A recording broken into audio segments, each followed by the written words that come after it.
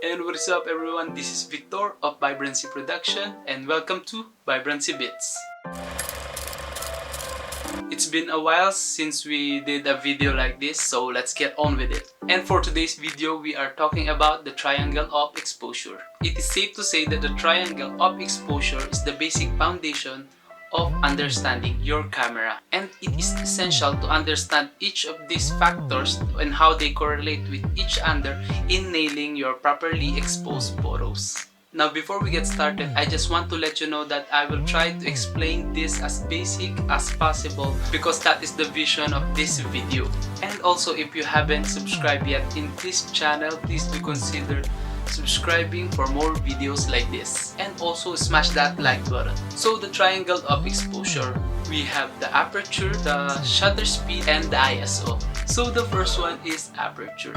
The aperture, to put it in basic explanation, the aperture is just a hole in the lens that is responsible for how much or how less light will pass through the lens to the camera body.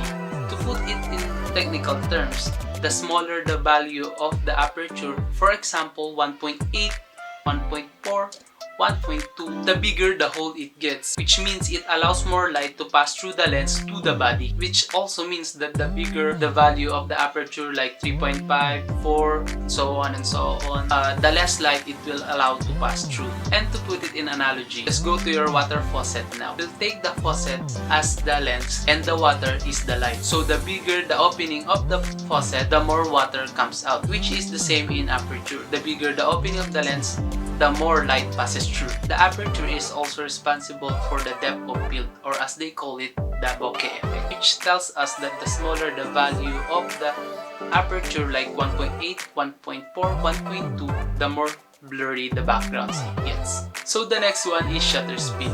As the name of it says, shutter speed, it is self-explanatory that it refers to the speed of the shutter. It is also responsible on how much light will pass through before the shutter shuts. Meaning, the faster the shutter speed shut, the less light will pass through.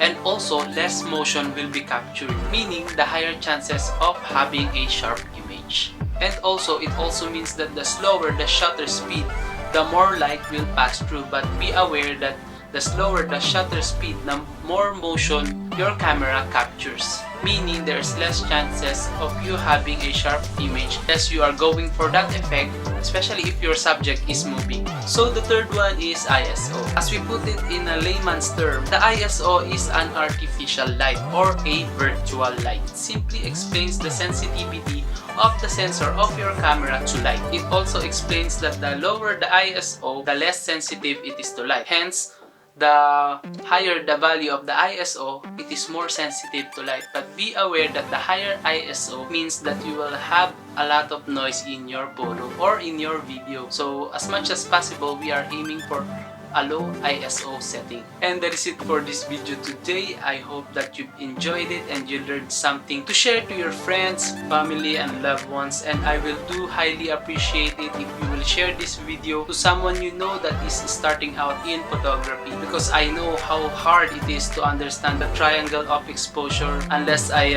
experience it myself, I am not watching any YouTube videos back then that I hope I am. So it is a gratitude to me to share it to your friends or your loved ones. And again, if you are not yet subscribed to this channel, please do consider subscribing and smashing that like button. So we'll see you again on the next episode.